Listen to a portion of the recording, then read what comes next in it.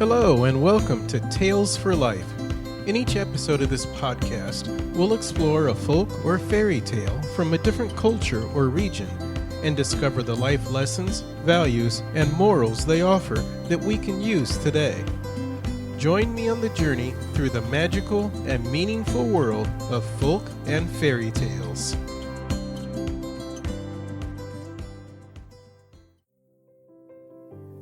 Thanks for joining me for another episode of Tales for Life, the podcast that journeys through life one tale at a time. Today's episode is one of those good reminders for all of us to not overlook others, and even ourselves, based on position or status. I've titled this one, All of Us Are Wise and Clever. In our world, we reserve certain words for people of great renown. When we think of someone who is a genius, names like Einstein, Newton, and Da Vinci easily come to mind. At the next level, we think of people we call scientists, inventors, and doctors. And while lawyers often get a bad rep, it is a profession that requires a lot of learning and studying, and there are indeed some legendary attorneys such as Clarence Darrow. You get the idea. When it comes to smarts and intelligence, we often think of everyone as having some, or even a lot, except ourselves. But that's a mistake. Each of us, every one of us, is smart and clever. We might not be smart in the same area as the next person, but that doesn't negate that fact that we are smart in our own area. A beaver can't make honey from flowers, nor can a bee build a dam, but the ingenuity of each of these animals to do their own things is actually amazing. Humans are no different. It's just as meaningful to know how to sew a button or mend a sock as it is to program a computer. Others might not think so, but that doesn't make it true. The moment we recognize that we all have our own special wisdom and smarts is when we stop taking others and ourselves for granted and appreciate the wonderful cleverness of everyone around us. There's no better tale I've run across for illustrating this point than the following tale from Armenia, put into English language printing almost 120 years ago. It's titled, The Clever Weaver.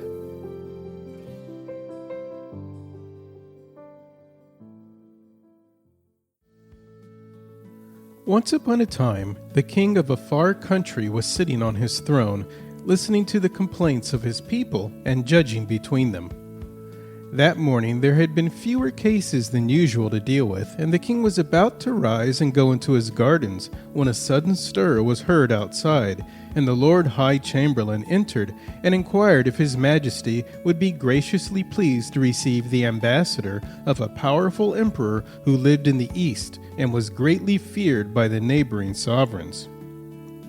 The king, who stood as much in dread of him as the rest, gave orders that the envoy should be admitted at once and that a banquet should be prepared in his honor.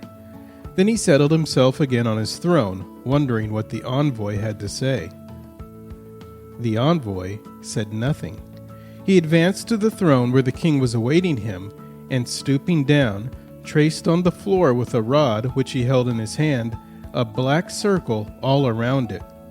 Then he sat on a seat that was near and took no further notice of anyone. The king and his courtiers were equally mystified and enraged at this strange behavior, but the envoy sat as calm and still as an image, and it soon became plain that they would get no explanation from him. The ministers were hastily summoned to a council, but not one of them could throw any light upon the subject. This made the king more angry than ever, and he told them that unless before sunset they could find someone capable of solving the mystery, he would hang them all. The king was, as the ministers knew, a man of his word, and they quickly mapped out the city into districts so that they might visit house by house and question the occupants as to whether they could fathom the action of the ambassador. Most of them received no reply except a puzzled stare. But, luckily, One of them was more observant than the rest, and on entering an empty cottage where a swing was swinging of itself, he began to think it might be worthwhile for him to see the owner. Opening a door leading into another room, he found a second swing, swinging gently like the first, and from the window he beheld a patch of corn and a willow which moved perpetually without any wind, in order to frighten away the sparrows. Feeling more and more curious, he descended the stairs and found himself in a large, light workshop in which was seated a weaver at his loom. But all the weaver did was to guide his threads, for the machine that he had invented to set in motion the swings and the willow pole made the loom work. When he saw the great wheel standing in the corner and had guessed the use of it, the minister heaved a sigh of relief. At any rate, if the weaver could not guess the riddle, he at least might put the minister on the right track. So without more ado, he told the story of the circle and ended by declaring that the person who could explain its meaning should be handsomely rewarded. "Come with me at once," he said. "The sun is low in the heavens, and there is no time to lose." The weaver stood thinking for a moment, and then walked across to a window, outside of which was a hen coop with 2 knuckle bones lying beside it. These he picked up, and taking the hen from the coop, he tucked it under his arm. "I am ready," he answered, turning to the minister. In the hall, the king still sat on his throne, and the envoy on his seat. Signing to the minister to remain where he was, the weaver advanced to the envoy and placed the knuckle bones on the floor beside him. For answer, the envoy took a handful of millet seed out of his pocket and scattered it round, upon which the weaver set down the hen, who ate it up in a moment. At that, the envoy rose without a word and took his departure. As soon as he had left the hall, the king beckoned to the weaver. "You alone seem to have guessed the riddle," said he, "and great shall be your reward. But tell me, I pray you, what it all means." "The meaning, O king," replied the weaver, "is this.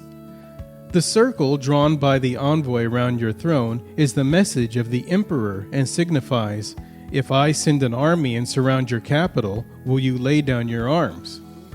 The knuckle bones which I placed before him told him, 'You are but children in comparison with us. Toys like these are the only playthings you are fit for.'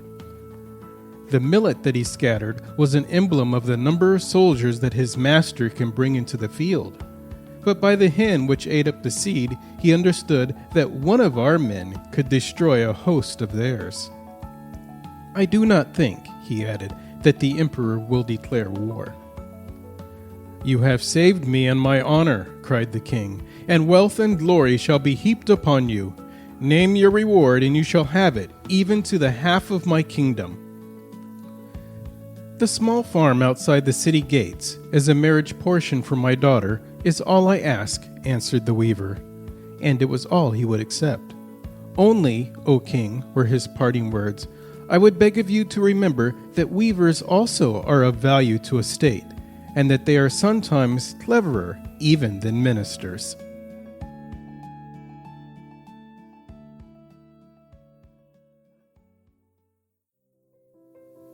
The last line of the story is an obvious reminder of the overall theme and point of the tale, and I want to emphasize one of the points it brings up. Being smart or clever or wise doesn't require a title. You don't need a doctor or other title in front of your name, nor do you need a title or initials after it. Your smarts are there regardless.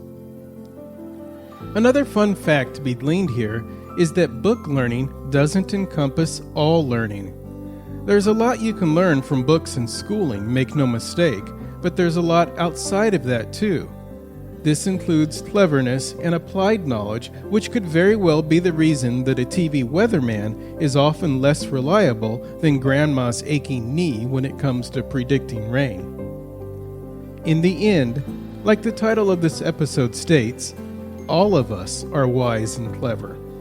Whether we have book learning, horse sense, common sense, or just a heaping big helping of folk sense, which we get from the folk and fairy tales all around us, it's all good.